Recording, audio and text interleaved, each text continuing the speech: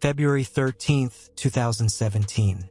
The small town of Delphi, Indiana. Two best friends, Libby Herman and Abby Williams, go for a walk and never return home.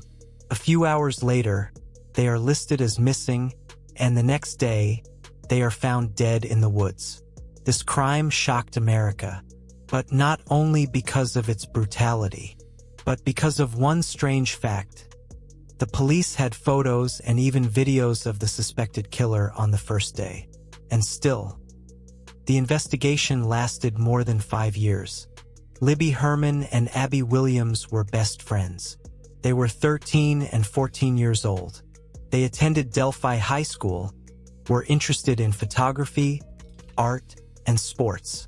Ordinary American teenagers from a quiet town with a population of only 3,000 people. That day, February 13th, was a day off from school. The girls decided to take a walk, get some fresh air, and at the same time take some beautiful photos for Instagram. They went to the Monon Bridge, an old railroad bridge overgrown with moss and a popular place for walking. They were last seen there, at around 2:07 p.m. Libby uploads a photo of Abby on the bridge to Snapchat. Around that time, she notices a man following them. There's something unsettling about him.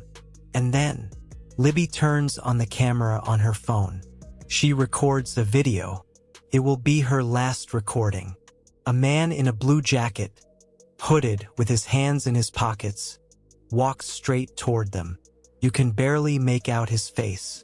But he says, "Down the hill. Go down." The girls are never seen alive again.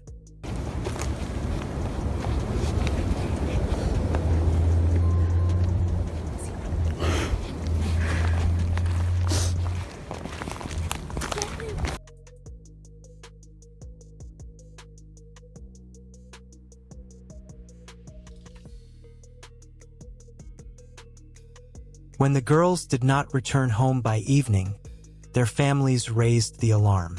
At 5:30 p.m., Libby and Abby were officially declared missing. A large-scale search began. Police, volunteers, helicopters, dogs, everyone combed the area. And then, on February 14th at 12:15 p.m., at a distance of only 15 to 20 meters from the stream, next to the bridge, they were found. Dead. Their bodies lay in the forest, not far from the point where the voice was recorded.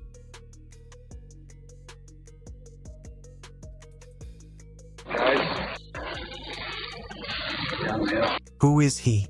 Why girls? Why so cruel? These questions torment not only the city, but the entire country. And here comes the strangest part. The police have a video of the man, his voice, his gait, even the approximate time of the crime. And still, the case is not moving forward. The public is shocked. How is this possible in 2017, when everyone has a smartphone in their pocket? A couple of months later, the police published the first composite sketch. 2 years later, the second. These images are completely different from each other. The first is a man of 40 to 50 years old. The second is a guy of 20 to 30. For 5 years, the internet was abuzz with theories. Some thought the killer was familiar with the girls. Others thought it was a ritual crime. Still others thought several people were involved. The police arrested dozens of suspects, but there was not enough evidence. One day, a man named Richard Allen caught their attention. He was a pharmacist. He worked in Delphi. He lived near the bridge. In 2017, he approached the police himself and said, "I was on the bridge then, just walking." They wrote him down and forgot. In 2022, the police suddenly remember Richard. He is interrogated. He admits that he was there. When they search his house, they find weapons, clothes, documents, and a page from the Bible taped to the wall. Allen makes strange confessions. He says that he heard demonic voices who told him to sacrifice the girls. Psychiatrists consider him sane. In October 2022, he is formally charged with double murder. In one call, he told his wife, "I did it. I killed Abby and Libby," according to testimony. "No, you didn't," Kathy Allen said. He replied, "Yes, I did." "Why do you think that?" Katie asked. "I know you didn't say that. Something's wrong." A psychologist testified that Richard Allen confessed to her that he ordered the girls to come down the hill and intended to rape them. But then he saw something, either a person or a van, and became afraid. An Indiana state trooper testified that he believed the van belonged to a man who lived near the crime scene. The officer said the time it took the man to get home from work matched the time of the murders. The defense argued that Richard Allen's mental health had deteriorated rapidly during his 13 months in solitary confinement, and that he was in a psychotic state when he confessed. Despite the emotional pain of hearing the details of the case, Libby's mother, Carrie Timmons, said, "I was there for the entire trial, every day. When the case went to the jury," Timmons said the 4 days of waiting for the verdict were excruciating. Katie Allen said, "I was confident the jury would make the right decision because reasonable doubt was written all over it. I could hear the joy in his voice when I was on the phone with Ricky." In November 2024, Richard Allen was found guilty of all charges: felony murder of Abby during an attempted kidnapping, felony murder of Libby during an attempted kidnapping, felony murder of Abby, and felony murder of Libby. Katie Allen sobbed as the verdict was read. "Ricky looked distraught, and I wanted to stand up and scream at him," she said. The double murder conviction was sentenced to 130 years in prison. Judge Frengall told him at sentencing, "I've been a judge for 27 years, and you rank among the most heinous crimes in the state of Indiana." After the sentencing, prosecutor Nicholas McClelland thanked Abby and Libby for helping catch their own killer. McClelland said at a news conference that Libby was smart enough to get her phone out, to know something was wrong, and record the suspect walking across the bridge, calling the recording probably the most important piece of evidence we had. He praised Abby for hiding the phone from the killer so law enforcement could find it.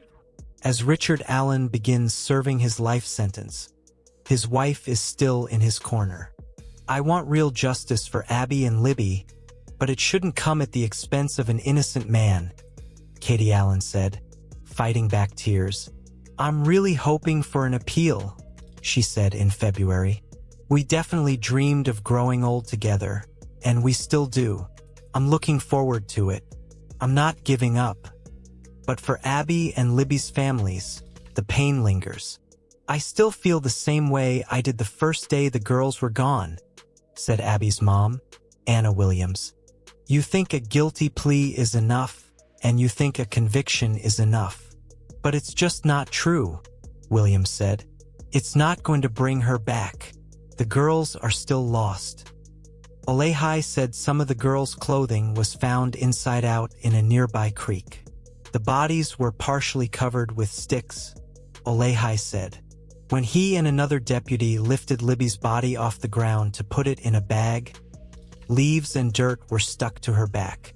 Libby's phone, in a Harry Potter-themed case, was found under Abby's body, Olehi said. On Tuesday, Olehi returned to the stand and walked jurors through evidence collected during the autopsies, including Abby's and Libby's sexual assault evidence kits, Libby's Delphi swimsuit with red stains, jeans with red stains, a gray bra with red stains, and a black bra with red stains. Libby's mother wiped away tears as Olehi explained the sexual assault evidence kit. During cross-examination, defense attorney Brad Rozzi asked if any of the DNA evidence found was linked to Allen, to which Olehi responded, "No." Rozzi asked Olehi if he thought the sticks between the girls' bodies were intentionally placed there. Olehi responded, "It looks like somebody else put them there," adding that the sticks appeared to be an attempt to hide. Alan, a Delphi resident, was arrested in 2022 and pleaded not guilty to murder. Alan admitted to police that he was on surveillance that day but denied any involvement in the killings, according to court documents. Prosecutors have said an unspent bullet found at the crime scene is linked to Alan, and a detective testified that the bullet was found between the two girls.